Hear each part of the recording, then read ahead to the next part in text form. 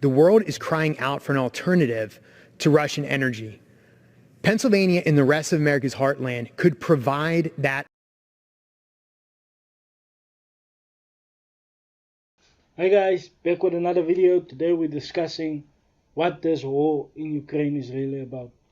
Most people might think it's just Putin flexing his muscle or just trying to invade. I'll explain to you the dark motives of this war. And you know what's funny? This war, just like any other conflict the United States recently has been involved in, it's not about terrorism, but about oil.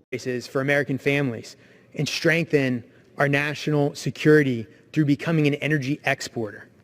You see, the dark motives for this war is not to save the sovereignty of Ukraine.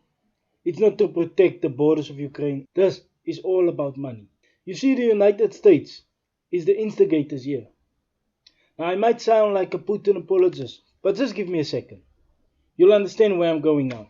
You see, there was a time in history when the United States was extremely overdependent on foreign oil. But those days are well behind us. With the invent of new technologies, the United States soon became a huge player in the production and the export of natural gas and oil. But there was one problem. You see, by the time the United States discovered these techniques, countries like Russia, Saudi Arabia have already been selling it to the European Union. And this is where it comes in. This is the dark motive. This is why the United States is pushing for the exclusion of Russia from the world economy and from exporting gas. During the Trump presidency, he used to hammer home the fact that the European Union used to stop buying gas and petroleum from Russia, which provided nearly a third of the continent's oil and natural gas in 2014. And start buying it from their ally in the West. You see, this is the dark motives of this war and this invasion.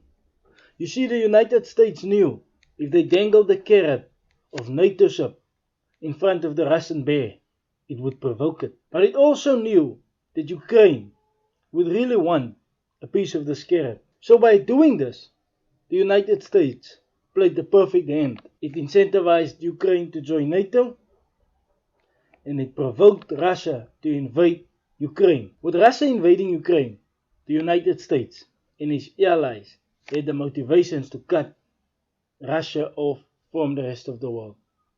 You see, this has been the most aggressive steps taken against the Russian Federation in recent memory. You see, even when the Russian Federation annexed Crimea, the West didn't react like this. But there has been a large push for American oil being supplied to the Europeans. And this is the problem. If we take a look at the production and export of American crude oil, you'll see a trend. You see, there was a change in the United States policy regarding the export of their natural gases. This was a game changer. But the problem was, the United States did not have a big market. The biggest market was already being supplied to by the Russian Federation, where the United States is exporting about 4 million barrels per day. Russia was exporting about 17 million to the European Union alone. Do you understand how big that market is? And how a few people with deep pockets can convince politicians by forming PACs and even making donations to have a certain foreign policy and agenda towards the Russian Federation. Am I saying the Russian Federation is blameless? Of course not.